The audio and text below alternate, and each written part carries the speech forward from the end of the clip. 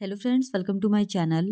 आज के इस वीडियो में हम लोग आरआरबी एनटीपीसी के एक और प्रीवियस ईयर क्वेश्चन पेपर को आपके साथ डिस्कस करेंगे, वो भी यूथ कंपटीशन टाइम्स के बुक के अकॉर्डिंग।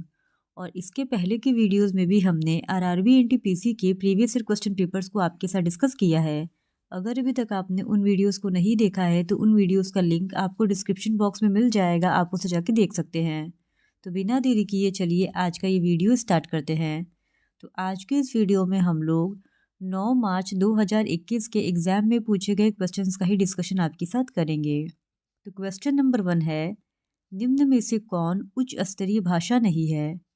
तो इस क्वेश्चन का सही जवाब है ऑप्शन डी, मशीन भाषा यानी मशीन लैंग्वेज। मशीन भाषा एक उच्च स्तरीय भाषा नहीं है, यह कंप्यूटर प्रोग्रामिंग भाषा है जो कि कंप्यूटर द्वारा सीधे सीधे समझी जाती है और इसके लिए किसी अनुवादक प्रोग्राम का प्रयोग नहीं करना पड़ता है। इसे कंप्यूटर का मशीनी संकेत भी कहा जाता है, जबकि जावा, सी और सी प्लस प्लस आदि उच्च स्तरीय प्रोग्रामिंग भाषाएं हैं। फिर question number 2, insolvency and bankruptcy code 2016 ऋणदाताओं को लेनदारों से पैसा वसूल करने में सक्षम बनाने के लिए बनाया गया था। इस कानून को राष्ट्रपति की मंजूरी कब मिली थी? तो इस क्वेश्चन का सही जवाब है ऑप्शन डी, मई 2016 में। दिवाला और दिवालियापन संहिता 2016 व्यावसायिक फर्मों के दिवाला समाधान से संबंधित विभिन्न कानूनों को समाहित करता है। यह दिवालियापन की समस्या के समाधान के लिए सभी वर्गों के देनदारों और लेनदारों को एक समान मंच प्रदान करने के लिए मौजूदा विधायी ढांचे के प्रावधानों को मजबूत करता है। इस संहिता पर राष्ट्रपति ने 28 मई 2016 को हस्ताक्षर किया था। फिर क्वेश्चन नंबर 3, दिए गए पैटर्न को ध्यानपूर्वक देखिए और उस अक्षर का चयन कीजिए जो इसमें प्रश्न चिन्ह के स्थान पर आ सकता है। तो इस क्वेश्चन का सही जवाब है ऑप्शन ए, एम। प्रश्न चिन्ह की जगह एम आएगा। फिर क्वेश्चन नंबर 4, इनमें से कौन सा बिंदु एक्स अक्ष पर स्थित है? तो इस क्वेश्चन का सही जवाब है ऑप्शन सी, 20। फिर क्वेश्चन नंबर 5, दुर्गा ने अपनी बड़ी बेटी के लिए 6.35 मीटर और छोटी बेटी के लिए 5.65 मीटर कपड़ा खरीदा। उसने अपनी बेटियों के लिए कुल कितना कपड़ा खरीदा? तो इस क्वेश्चन का सही जवाब है ऑप्शन बी, 12 मीटर। फिर क्वेश्चन नंबर 6, कटक निम्नलिखित में से किस प्रख्यात हस्ती से संबंधित है? तो इस क्वेश्चन का सही जवाब है ऑप्शन ए, सुभाष चंद्र बोस। सुभाष चंद्र बोस का जन्म 23 जनवरी 1897 को उड़ीसा के कटक शहर में हुआ था और उनकी माता का नाम प्रभावती देवी बोस और पिता का नाम जानकी नाथ बोस था। और सुभाष चंद्र बोस ने वर्ष 1938 में हरिपुरा तथा वर्ष 1939 में त्रिपुरी में आयोजित कांग्रेस अधिवेशन की अध्यक्षता भी की थी। फिर क्वेश्चन नंबर 7, 1 लीटर का कितना दशमलव अंश 180 ml के बराबर है? तो इस क्वेश्चन का सही जवाब है ऑप्शन ए, 0.18। फिर क्वेश्चन नंबर 8, 2019 में शुरू किए गए निम्नलिखित में से किस मिशन से अगले 5 वर्षों के दौरान स्वास्थ्य, कृषि और ऊर्जा क्षेत्रों में बदलाव होने की उम्मीद है? तो इस क्वेश्चन का सही जवाब है ऑप्शन सी, UNATI। वर्ष 2019 में शुरू किए गए राष्ट्रीय स्तर पर प्रासंगिक प्रौद्योगिकी नवोन्मेष उपक्रम उन्नति से अगले 5 वर्षों के दौरान स्वास्थ्य, कृषि और ऊर्जा के क्षेत्र में बदलाव होने की उम्मीद है। फिर क्वेश्चन नंबर 9, यदि 160 का x% इक्वल्स टू 8 है तो x का मान ज्ञात कीजिए। तो इस क्वेश्चन का सही जवाब है ऑप्शन ए, 5। फिर क्वेश्चन नंबर 10, टीपू सुल्तान इनमें से किस स्थान से संबंधित है? तो इस क्वेश्चन का सही जवाब है ऑप्शन सी, श्रीरंगपट्टनम। टीपू सुल्तान का जन्म 20 नवंबर 1750 को कर्नाटक के देवहल्ली में हुआ था। टीपू ने 1782 से 1799 तक मैसूर पर शासन किया। इसने 1787 ईस्वी में टीपू ने अपनी राजधानी श्रीरंगपट्टनम में बादशाह की उपाधि धारण की तथा अपने नाम के सिक्के चलाए। फिर क्वेश्चन नंबर 11, निम्नलिखित व्यंजक का मान ज्ञात कीजिए। तो यहाँ पे एक एक्सप्रेशन दिया गया है, 5 multiplied by 1.6 minus 2 multiplied by 1.4 divided by 1.3। तो इस क्वेश्चन का सही जवाब है ऑप्शन बी 4। फिर क्वेश्चन नंबर 12, दिए गए कथनों और निष्कर्षों को ध्यानपूर्वक पढ़ें। कथनों में दी गई जानकारी को सत्य मानते हुए विचार करें, भले ही वह सामान्यतः ज्ञात तथ्यों से भिन्न प्रतीत होती हो, और बताएं कि दिए गए निष्कर्षों में से कौन से कथनों का तार्किक रूप से पालन करते हैं। कथन है सभी गाय कुत्ते हैं। कथन 2 है कुछ बिल्लियां कुत्ते हैं। निष्कर्ष है सभी कुत्ते गाय हैं। निष्कर्ष 2 है कुछ बिल्लियां गाय हैं।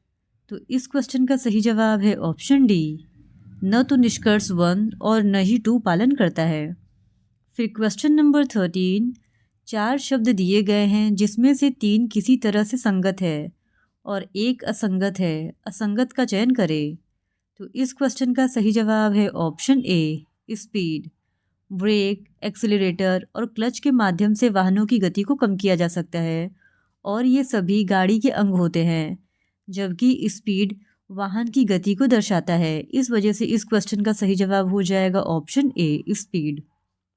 फिर क्वेश्चन नंबर 14, किसी वस्तु को 34.80 रुपये में बेचे जाने पर 25% की हानि होती है। वस्तु का क्रय मूल्य ज्ञात कीजिए। तो इस क्वेश्चन का सही जवाब है ऑप्शन ए, 46.40। फिर क्वेश्चन नंबर 15, 169 और 121 का मध्यानुपाती ज्ञात कीजिए। तो इस क्वेश्चन का सही जवाब है ऑप्शन बी, 143। फिर क्वेश्चन नंबर 16, उस संख्या का चयन कीजिए जो निम्नलिखित श्रेणी में प्रश्न चिन्ह के स्थान पर आ सकती है। तो इस क्वेश्चन का सही जवाब है ऑप्शन डी, 144। फिर क्वेश्चन नंबर 17, 0.527 और 2.013 के गुणनफल में से कितना घटाने पर परिणाम 1 प्राप्त होगा। तो इस क्वेश्चन का सही जवाब है ऑप्शन सी, 0.060851। फिर क्वेश्चन नंबर 18, निम्नलिखित को हल कीजिए। Under root 225 divided by 729 minus under root 25 divided by 144 minus under root 16 by 81 equals to question mark. तो इस क्वेश्चन का सही जवाब है ऑप्शन सी, -11/36। फिर क्वेश्चन नंबर 19, फुटबॉल की UEFA यूरोपियन चैंपियनशिप 2020 के फाइनल मैच का आयोजन इनमें से किस शहर में किया गया था। तो आयोग ने इस क्वेश्चन को रद्द कर दिया था। फिर क्वेश्चन नंबर 20, डैश क्षेत्र भारत में कृषि के बाद दूसरा सबसे बड़ा नियोक्ता क्षेत्र है। तो इस क्वेश्चन का सही जवाब है ऑप्शन डी, टेक्सटाइल यानी कि वस्त्र क्षेत्र। वस्त्र उद्योग भारत का सबसे प्राचीन उद्योग होने के साथ साथ देश का सबसे संगठित और व्यापक उद्योग भी है। देश में रोजगार उपलब्ध कराने में वस्त्र उद्योग कृषि के बाद दूसरा सबसे बड़ा क्षेत्र है और वस्त्र उद्योग के अंतर्गत सूती, रेशमी, ऊनी एवं जूट आदि उद्योगों को शामिल किया जाता है। फिर क्वेश्चन नंबर 21, इसका सही जवाब है ऑप्शन सी, 2। फिर क्वेश्चन नंबर 22, निम्नांकित आकृति में वर्गों की संख्या ज्ञात कीजिए। तो इस क्वेश्चन का सही जवाब है ऑप्शन सी, 30। फिर क्वेश्चन नंबर 23, उस वेन आरेख का चयन कीजिए जो दिए गए वर्गों के समूह के बीच के संबंध को सर्वोत्तम ढंग से निरूपित करता है। भारत, हरियाणा, अंबाला। तो इस क्वेश्चन का सही जवाब है ऑप्शन ए, अंबाला हरियाणा राज्य में और हरियाणा भारत राज्य में स्थित है। इस वजह से जो ऑप्शन ए का वेन डायग्राम है वह भारत, हरियाणा और अंबाला के बीच के संबंध को सर्वोत्तम ढंग से निरूपित करता है। फिर क्वेश्चन नंबर 24, भारतीय संविधान के निम्नलिखित में से किस अनुच्छेद में कर्मचारी के लिए निर्वाह मजदूरी आदि का प्रावधान निर्दिष्ट किया गया है। तो इस क्वेश्चन का सही जवाब है ऑप्शन बी, आर्टिकल 43 में। भारतीय संविधान के भाग 4 अनुच्छेद 36 से 51 में राज्य के नीति निर्देशक सिद्धांत यानी DPSP को शामिल किया गया है और इन सिद्धांतों का उद्देश्य लोगों के लिए सामाजिक आर्थिक न्याय सुनिश्चित करना है और भारत को एक कल्याणकारी राज्य के रूप में स्थापित करना भी है और भारतीय संविधान के अनुच्छेद 43 में यह प्रावधान है कि राज्य सभी कामगारों के लिए निर्वाह योग्य मजदूरी और एक उचित जीवन स्तर सुनिश्चित करने का प्रयास करेगा। फिर क्वेश्चन नंबर 25, बक्सर का युद्ध किस वर्ष में लड़ा गया था? तो इस क्वेश्चन का सही जवाब है ऑप्शन डी 1764 में। बक्सर का युद्ध वर्ष 1764 ईस्वी में लड़ा गया था। इस युद्ध में ब्रिटिश सेना के विरुद्ध अवध के नवाब शुजा-उद-दौला, मुगल सम्राट शाह आलम द्वितीय और बंगाल के नवाब मीर कासिम थे। अंग्रेजी सेना का नेतृत्व हेक्टर मुनरो ने किया था और इस युद्ध में अंग्रेजी सेना विजयी हुई थी। फिर क्वेश्चन नंबर 26, निम्न तालिका 5 वर्षों में एक कंपनी द्वारा किए गए विभिन्न खर्चों को दर्शाती है। तालिका के आधार पर दिए गए प्रश्न का उत्तर दे। तो यहाँ पे एक टेबल दिया गया है और जिस टेबल में कंपनी के द्वारा जितने भी खर्चे किए गए हैं उसको दिखाया गया है और इसी टेबल को स्टडी करके एक क्वेश्चन पूछा गया है जिसको कि हम लोगों को आंसर करना है। तो क्वेश्चन है, संयुक्त रूप से सभी 5 वर्षों के लिए कच्चे माल की खरीद पर और वेतन पर हुए कुल खर्च का अंतर कितना था? तो इस क्वेश्चन का सही जवाब है ऑप्शन ए 1087। फिर क्वेश्चन नंबर 27, 1 टेराबाइट डैश के बराबर होता है? तो इस क्वेश्चन का सही जवाब है ऑप्शन डी 1024 GB के बराबर। फिर क्वेश्चन नंबर 28, यांत्रिक ऊर्जा को विद्युत ऊर्जा में रूपांतरित करने के लिए कौन से उपकरण का उपयोग किया जाता है? तो इस क्वेश्चन का सही जवाब है ऑप्शन सी डायनमो। यांत्रिक ऊर्जा को विद्युत ऊर्जा में चेंज करने के लिए डायनमो का यूज़ किया जाता है। वहीं विद्युत ऊर्जा को यांत्रिक ऊर्जा में कन्वर्ट करने के लिए विद्युत मोटर का यूज़ किया जाता है और प्रकाश ऊर्जा को विद्युत ऊर्जा में कन्वर्ट करने के लिए फोटो सेल का और रासायनिक ऊर्जा को विद्युत ऊर्जा में कन्वर्ट करने के लिए बैटरी का यूज़ किया जाता है। फिर क्वेश्चन नंबर 29, निम्नलिखित में से कौन सी भिन्न सबसे बड़ी है? तो इस क्वेश्चन का सही जवाब है ऑप्शन सी 15/16। फिर question number 30, 0.4 multiplied by 0.04 multiplied by 0.004 का गुणनफल ज्ञात कीजिए। तो इस क्वेश्चन का सही जवाब है ऑप्शन डी 0.000064।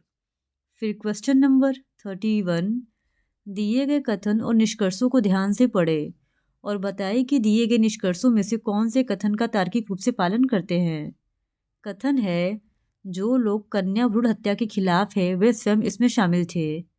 निष्कर्ष है, सलाह देना व्यवहार में लाने की तुलना में सरल है। निष्कर्ष 2 है, लोग दोहरे मानकों का पालन करते हैं। तो इस क्वेश्चन का सही जवाब है ऑप्शन ए निष्कर्ष 1 और 2 दोनों पालन करते हैं। फिर क्वेश्चन नंबर 32, उस संख्या का चयन करें जो निम्नलिखित समीकरण में प्रश्न चिन्ह के स्थान पर आ सकती है। 0.008 divided by question mark equals to 0.8। तो इस क्वेश्चन का सही जवाब है ऑप्शन सी 0.01।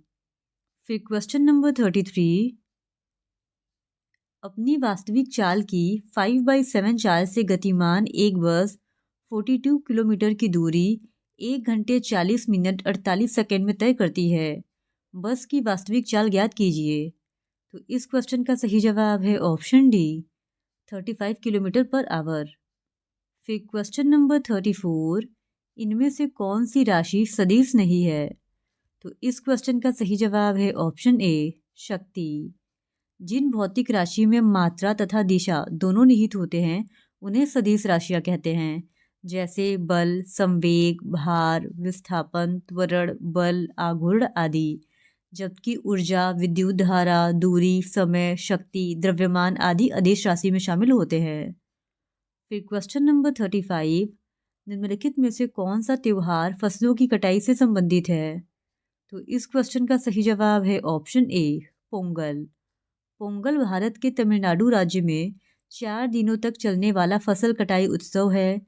इस त्योहार का पहला दिन भोगी पोंगल, दूसरा दिन थाई पोंगल, तीसरा दिन मट्टू पोंगल तथा चौथा दिन कुडुम पोंगल होता है। पोंगल का दूसरा दिन थाई पोंगल, सूर्य पोंगल सबसे महत्वपूर्ण होता है और यह भारत में मनाए जाने वाले मकर संक्रांति उत्सव की तरह ही होता है। फिर क्वेश्चन नंबर 36, समन्वयी धर्म दीन ए इलाही, जिसका शाब्दिक अर्थ होता है ईश्वर का धर्म, इसकी स्थापना किसके द्वारा की गई थी?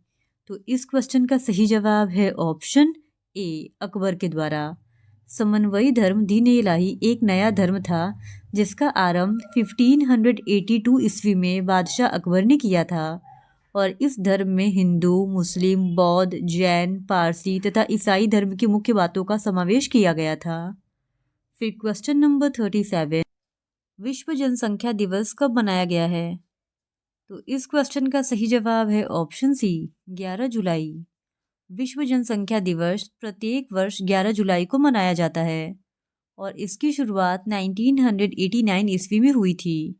11 जुलाई 1987 को जनसंख्या का आंकड़ा 5 लाख के पार पहुंच गया था। फिर क्वेश्चन नंबर 38, एम एक कार्य को 20 डेज में पूरा करता है, एन उसी कार्य को 30 डेज में पूरा करता है। यदि दोनों एक साथ मिलकर काम करते हैं तो कार्य को कितने दिन में पूरा कर लेंगे? तो इस क्वेश्चन का सही जवाब है ऑप्शन बी, 12 डेज में। फिर क्वेश्चन नंबर 39, निम्नलिखित को हल कीजिए।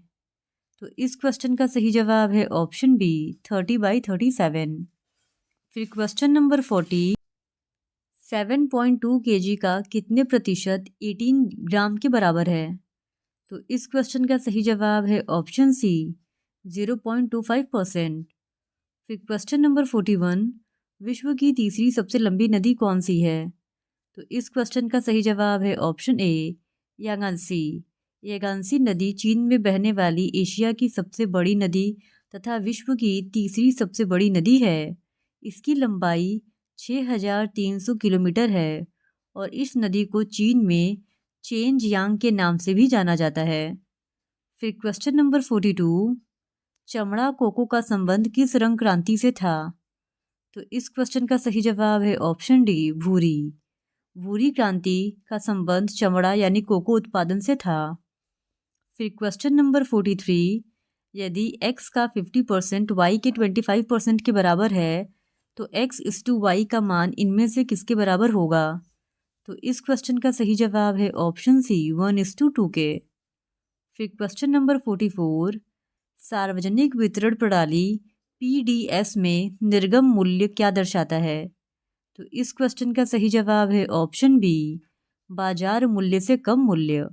सार्वजनिक वितरण प्रणाली यानी पब्लिक डिस्ट्रीब्यूशन सिस्टम में निर्गम मूल्य बाजार मूल्य से कम मूल्य को दर्शाता है। यह कार्य केंद्र और राज्य सरकारों की संयुक्त जिम्मेदारी से किया जाता है। फिर क्वेश्चन नंबर 45, उस संख्या का चयन कीजिए जो निम्नलिखित श्रेणी में प्रश्न चिन्ह के स्थान पर आ सकती है। तो इस क्वेश्चन का सही जवाब है ऑप्शन ए, 35। फिर क्वेश्चन नंबर 46, एक व्यक्ति ने एक बल्ला 800 रुपये में खरीदा और इसे 20% के लाभ पर बेच दिया। बल्ले का विक्रय मूल्य ज्ञात कीजिए। तो इस क्वेश्चन का सही जवाब है ऑप्शन बी, 960 रुपये। फिर क्वेश्चन नंबर 47, इसका सही जवाब है ऑप्शन डी, 6। यदि √1296 इक्वल्स टू x² है तो x का मान ज्ञात कीजिए। ये क्वेश्चन था और इसका सही जवाब है ऑप्शन डी, 6। फिर क्वेश्चन नंबर 48, 1931 में पहली भारतीय बोलती फिल्म रिलीज हुई थी। इस फिल्म का नाम बताइए। तो इस क्वेश्चन का सही जवाब है ऑप्शन बी, आलम आरा। आलम आरा भारत की पहली बोलती फिल्म है जिसका निर्देशन अर्देशीर ईरानी ने किया था और आलम आरा का प्रदर्शन वर्ष 1931 है। इसमें मुख्य अभिनेता के रूप में मास्टर विट्ठल तथा नायिका जुबेदा ने प्रमुख रूप से भूमिका निभाई थी। फिर क्वेश्चन नंबर 49, भारत के किस राज्य में सबसे पुराना और सबसे बड़ा तेल क्षेत्र मौजूद है? तो इस क्वेश्चन का सही जवाब है ऑप्शन डी, असम। भारत का सबसे पुराना और सबसे बड़ा तेल उत्पादक क्षेत्र असम में डिगबोई है। यह भारत के असम राज्य के तिनसुकिया जिले में है और 1901 में यहाँ एशिया की पहली रिफाइनरी को शुरू किया गया था। फिर क्वेश्चन नंबर 50, ब्रेक्सिट का जनमत संग्रह कब हुआ था? तो इस क्वेश्चन का सही जवाब है ऑप्शन सी, जून 2016 में। ब्रेक्सिट मुख्यतः दो शब्दों ब्रिटेन और एग्जिट से मिलकर बना है, जिसका अर्थ है ब्रिटेन का यूरोपीय संघ से बाहर निकलना। 23 जून 2016 को ब्रेक्सिट के लिए ब्रिटेन में जनमत संग्रह कराया गया था। इसमें 52% लोगों ने ब्रेक्सिट के पक्ष में मतदान दिया था और जनवरी 2020 में यूनाइटेड किंगडम यूरोपीय संघ से बाहर हो गया। तो आज की इस वीडियो में इतना ही। बाकी के बचे हुए क्वेश्चंस का डिस्कशन हम लोग इस वीडियो के नेक्स्ट पार्ट में आपके साथ करेंगे। और अगर आप आरआरबी एनटीपीसी के इसी तरह और भी प्रीवियस ईयर क्वेश्चन पेपर्स को देखना चाहते हैं तो please do subscribe to my channel and like this video. Thank you very much.